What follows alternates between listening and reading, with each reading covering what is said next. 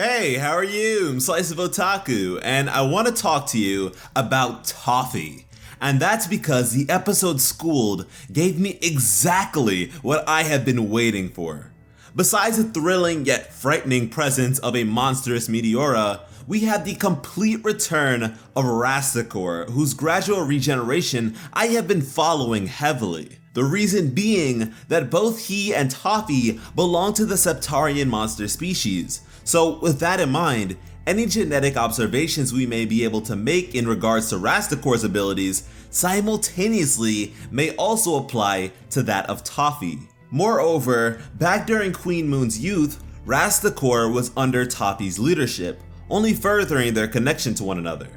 Now, let's begin by recounting each instance of Rastakor within the series thus far, beginning with his debut in the episode Gift of the Card. Now, with this episode, Rastakor is a bit different from how we know him to be now.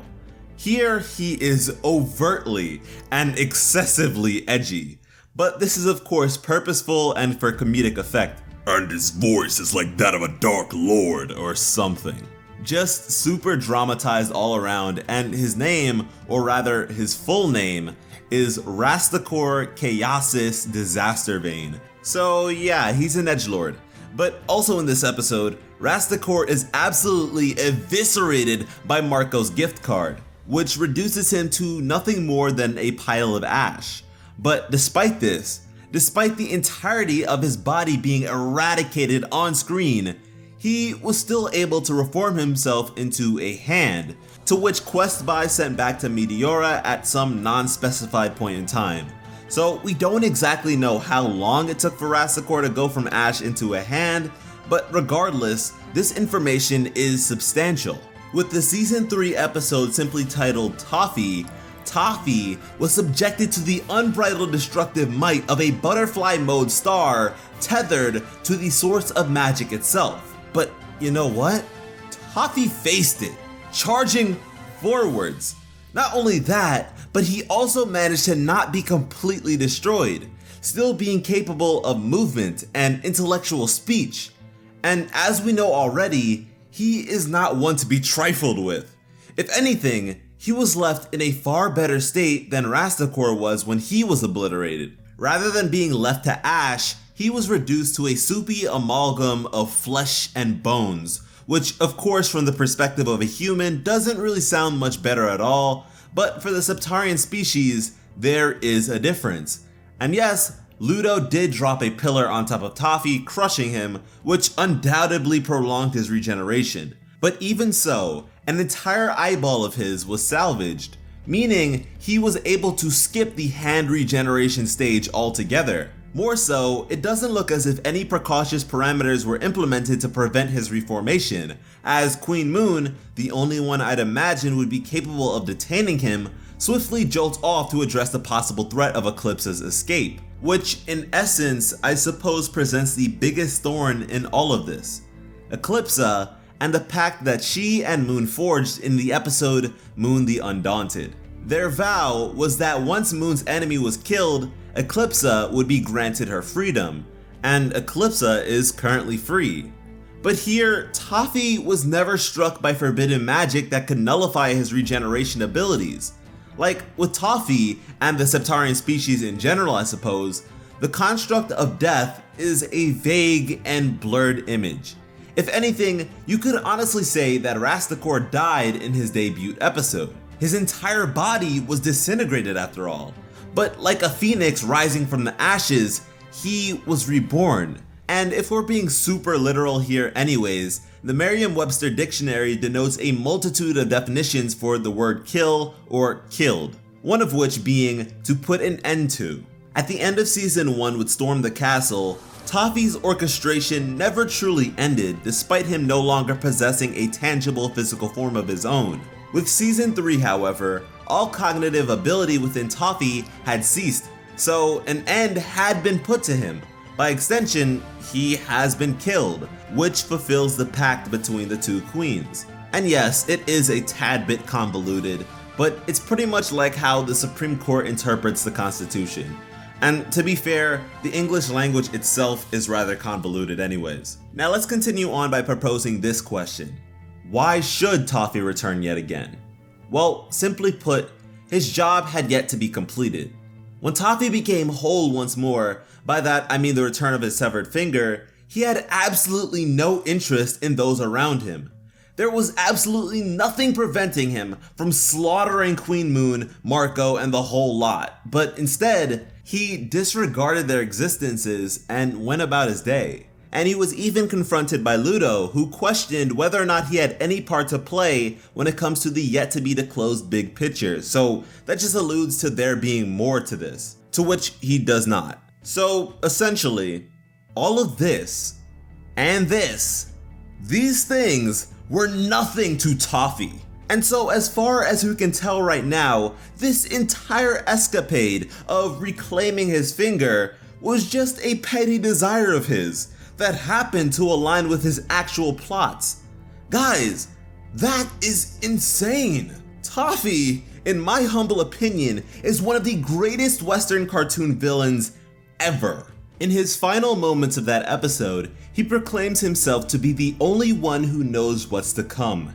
And honestly, if the crew wanted to entirely close the book of possibilities here, Toffee would have been completely destroyed by Star's onslaught. But they purposefully did not do that. Honestly, one of my biggest fears and reasons as to why I was so intently observing Rastacor's development was tied to whether or not they would retain their same mentalities and or personalities. Because considering both their heads had been destroyed, I feared that despite regenerating, they may be intellectually inept or relinquish their former personalities, which thankfully does not seem to be the case. The next important question for us to ask ourselves is how long? How long until Toffee is back in full capacity? Well, it's a bit hard to provide any definite conclusion here, but by once again consulting the case of Rastacor, we may construct our own loose time frame. It took Rastacor a total of 56 episodes from Gift of the Card to Schooled to reform completely. Toffee is currently at the 26 episode mark. Now, certainly the passage of time from episode to episode is undisclosed and varies, so once again remember that these numbers are not static. From Rastacor's starting point at the end of Gift of the Card being a hand to Heinous, where he is an arm and an elbow, is a distance of 18 episodes. Then, 21 episodes from there, with the episode Princess Turdina, he is now an arm and complete torso. 8 episodes later, in Monster Bash, Rastacor has presumed this sort of man-child form, which despite being functional, isn't exactly ideal. Then finally, with 9 more episodes, Rastacor is whole once again in Schooled.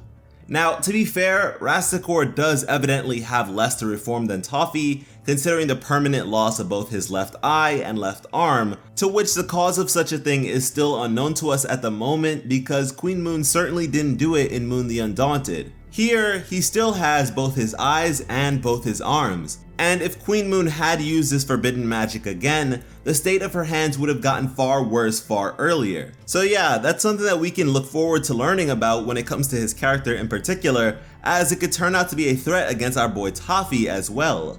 But unfortunately, he's been reduced to an arm once more, so much for any information on that for now. But lastly, I just want to talk about how long Toffee's been out of commission for in terms of in-canon time progression. Toffee resurfaced to the main stage at the end of Season 2 with Star Crushed, an episode which included a party celebrating the start of summer vacation. And considering Star and Marco were in the California public school system, their summer vacation began somewhere around June 20th.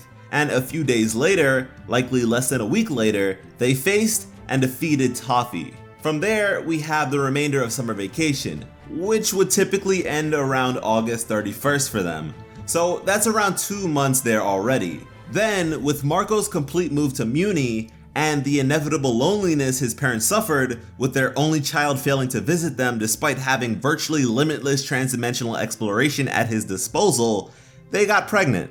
And not only is Angie's baby bump showing, but they also have an ultrasound of Marco Jr. Now, baby bumps tend to develop anywhere between 12 and 16 weeks of pregnancy, but may develop sooner in Angie's case considering this is her second child. So even if we drop it down to like 10 weeks or something, that's still a bit over 2 months. Now, considering the fact that they have an ultrasound of the baby, which tends to be taken between 18 and 20 weeks of pregnancy, we have a maximum of over 4.5 months. So at the most, it has been over half a year since Toffee's demise.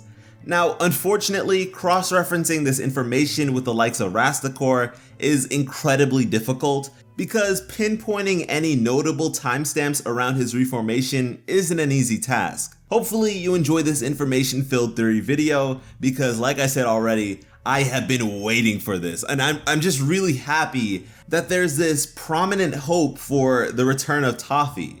I definitely have more to talk about in regards to him in future videos, so be on the lookout for those as well. Let me know when you think Toffee will resurface again, and if you're a non-believer, tell me why. Thank you all so much for watching and have an awesome day. I love you.